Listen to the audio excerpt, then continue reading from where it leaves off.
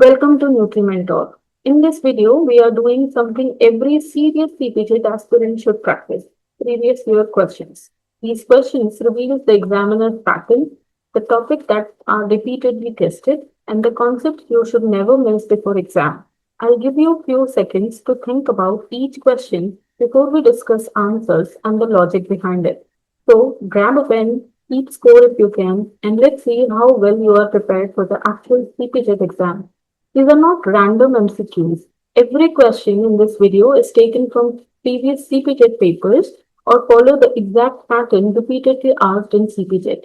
If you are revising one day before the exam, these are the questions you should definitely know. Let us begin. But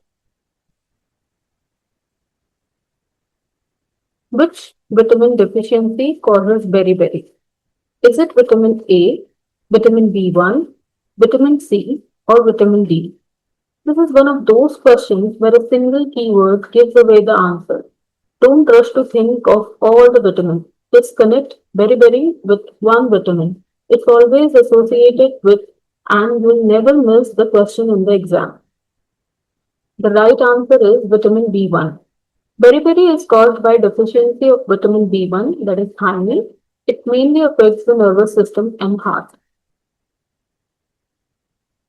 Which compounds are defined as polyhydroxyaldehydes or ketones? And the options are proteins, lipids, enzymes, or carbohydrates. So this is a classic biochemistry definition. Whenever an examiner asks for chemical definition instead of a function, pause and think about which nutrient fits that description. And the right answer is carbohydrate. Carbohydrates are chemically defined as polyhydroxyaldehydes or ketones or compounds that yield them on hydrolysis. Name the polysaccharides that act as a carbohydrate reserves in animals. And the options are starch, glycogen, pectin, or cellulose. Here is an easy memory trick. Plants and animals don't store carbohydrate in the same way.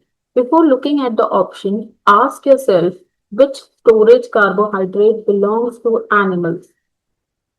Yes, the right answer is glycogen.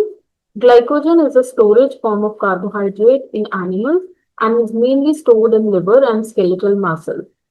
Egg white is abundant with which protein? Options are lysozyme, evidin, ovastatin, or ovalbumin. Students often remember many proteins found in egg and get confused, but only one is present in highest amount. Focus on the major protein, not just any protein. And the right answer is ovalbumin. Ovalbumin is a major protein present in egg white and is subsequently asked in competitive examinations. Pernicious anemia is caused due to impaired absorption of, and the options are vitamin B1, vitamin D, vitamin B12, or is it vitamin C? This question links a disease with a vitamin deficiency. Whenever you see the word pernicious, don't think about iron deficiency first. Think about what the body is unable to absorb.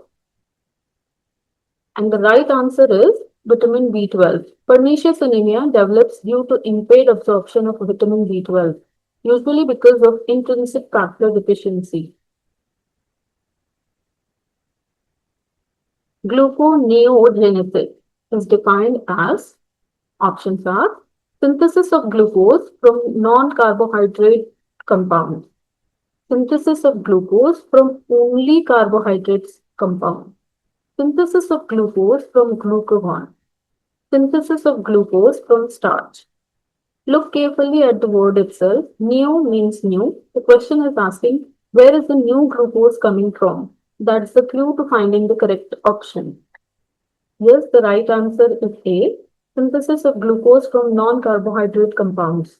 Gluconeogenesis is the formation of glucose from non-carbohydrate sources such as amino acid, lactate, and glycerol. Identify the metabolic disorder associated with increased blood glucose levels. Options are Lish-Mahan syndrome, diabetes mellitus, phenylketonuria, or Gaucher disease. Read only the word increased blood glucose and pause. Which disease immediately comes to your mind? Sometimes the simplest questions are the easiest to miss because we start searching for something very complicated. Yes, the right answer is diabetes. Diabetes is characterized by persistently elevated blood glucose due to defects in insulin secretion, insulin action, or both.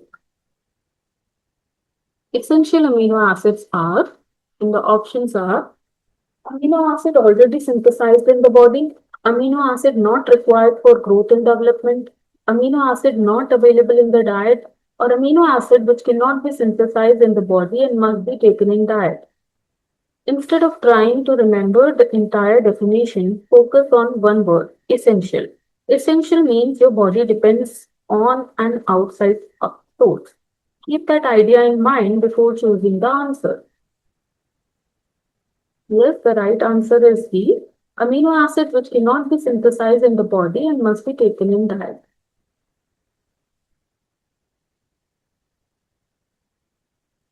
Which diet is recommended for managing hypertension? Options are Atkins diet, normal diet, DASH diet, or portfolio diet. The examiner isn't asking you about the disease here. They are asking whether you can connect a disease with its recommended diet. Among all therapeutic diet, one has become almost synonymous with hypertension. See if you remember. Yes, the right answer is DASH diet. DASH diet emphasizes fruits, vegetables, whole grains, low fat, dairy products, and reduce sodium intake to help control blood pressure. HbA1c is used to monitor. Options are blood pressure, kidney function, blood glucose level over time, or hemoglobin concentration. This isn't asking about today's blood sugar. It's asking about long-term control. Whenever you hear HbA1c, think beyond a single blood test.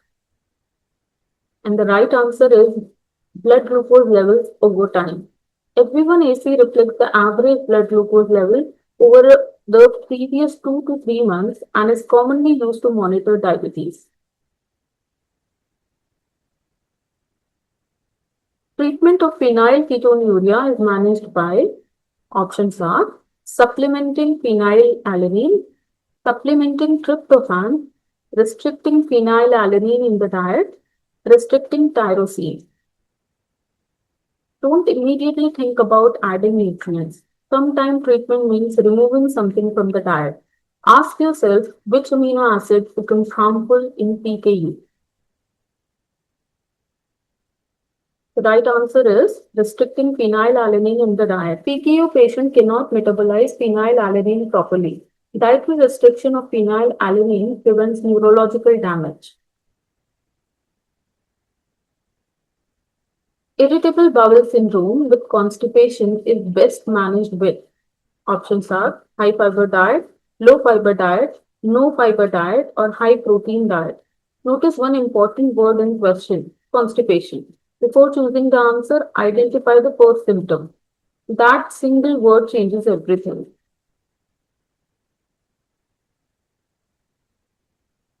The right answer is high fiber diet. Increasing dietary fiber improves stool bulk and helps relieve constipation predominant IBS.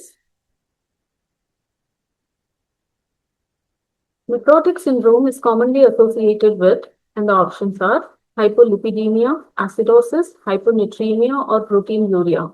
Many kidney diseases sound similar, but each has one hallmark feature. Look for the finding that every textbook mentions first. Yes, the right answer is proteinuria. Proteinuria is a hallmark feature of nephrotic syndrome due to increased glomerular permeability.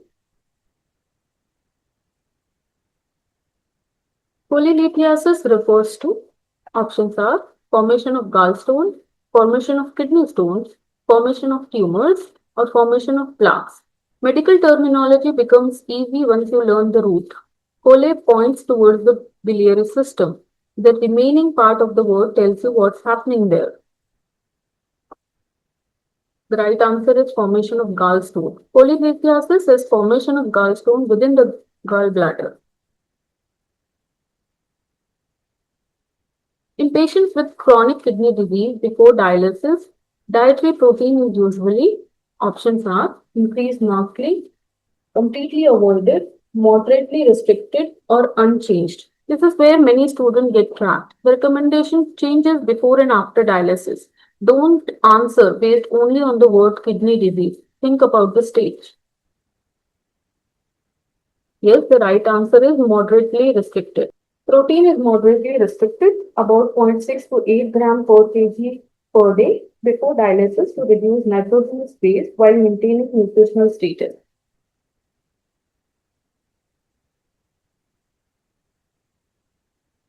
Which amino acid must be restricted in hepatic encephalopathy? Options are leucine, isoleucine, phenylalanine, or glycine. Here is a higher level clinical question. Instead of asking about the disease, the examiner asks about nutritional management. Focus on the amino acid that becomes problematic when liver function fails. Yes, the right answer is phenylalanine. Aromatic amino acid, including phenylalanine, accumulate in hepatic encephalopathy and contribute to neurological symptoms. Enteral nutrition is preferred over parenteral nutrition when options are gastrointestinal tract is functional, the patient is unconscious, the patient has diabetes, or the patient has hypertension. One golden clinical rule has appeared in exam for years. If you remember this single principle, you will answer almost every enteral versus parenteral question correctly. Yes, the right answer is A. The gastrointestinal tract is functional. If the gastrointestinal tract is functioning, enteral feeding is safer, maintain gut integrity, and is preferred over parenteral nutrition.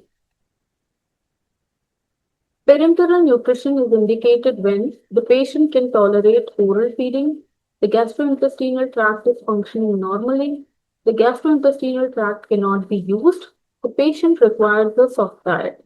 This question is a mirror image of the previous one. Don't memorize two separate answers. Learn one simple rule and both questions become effortless.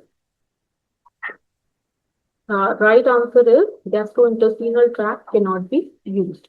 Parenteral nutrition bypass the gastrointestinal tracts and deliver nutrients intravenously when enteral feeding is not possible.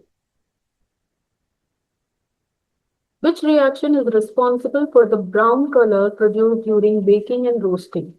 Is it caramelization, Maillard reaction, hydrolysis, or oxidation? Brown color can develop in more than one way. Don't jump to caramelization immediately. Ask yourself, does this reaction involve only sugar or sugar and protein together?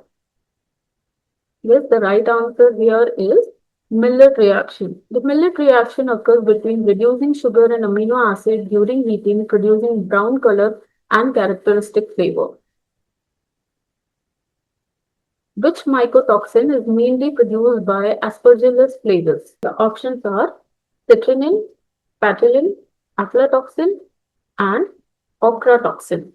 One fungus, one toxin. This association has appeared in competitive exams for years. If you know the organism, the answer almost reveals itself. The right answer is aflatoxin. It is produced mainly by Aspergillus flavus and is potent liver toxin and carcinogen. Citrulline is mainly produced by, and the options are Aspergillus, Penicillium, Rhizophus, or Lactobacillus. Students often mix up aflatoxin and citrulline. Don't try to memorize everything together. Link each toxin with its producer. That's much easier to remember. And the right answer over here is Penicillium. Citrulline is nephrotoxin, mycotoxins commonly produced by several species of Penicillium.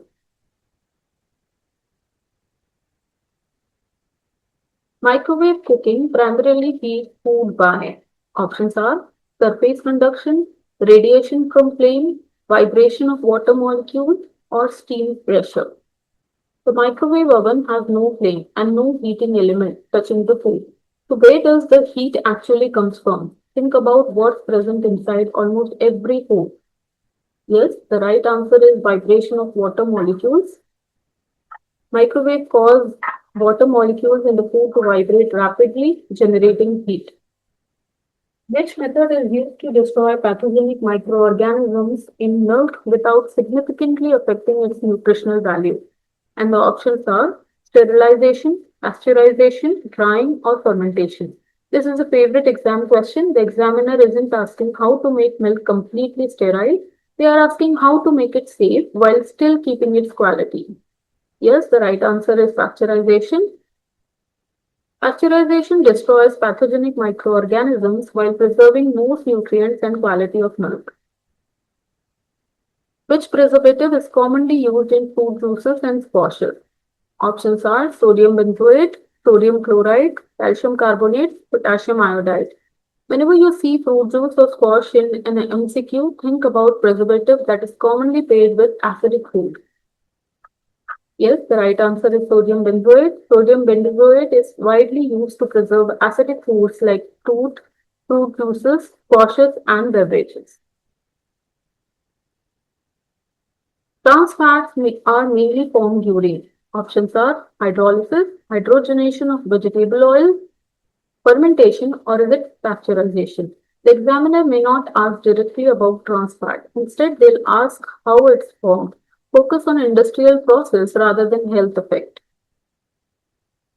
Yes, the right answer is hydrogenation of vegetable oil. Partial hydrogenation converts unsaturated fats into trans fat, increasing shelf life but also increasing the risk of cardiovascular diseases. Which vitamin should be started before conception to reduce the risk of neural tube defects? Options are vitamin A, vitamin C, folic acid, vitamin E. And the right answer is folic acid. Preconceptional folic acid supplementation reduces the risk of neural tube defects such as spina bifida. If you found this previous year question discussion helpful and you are looking for one resource to continue your preparation, you can also refer to my book CPGET Nutrition and Dietetics, published by Divya Lakshmi Publishers. It covers theory, important MCQs, previous year questions, and practical material designed specifically for CPGET aspirants. You can check it out if you are preparing for the examination. So congratulations, you have just revised 25 plus high yield CPGET previous year questions. If you could answer most of these confidently, you are on the right track for the exam. If not, pause, revise the concepts behind the question, and attempt them once again. All the very best for your CPGET examination. If you found this series helpful, do subscribe to Nutrimentor for more nutrition learning resources. Thank you for watching, and I'll see you in the next video.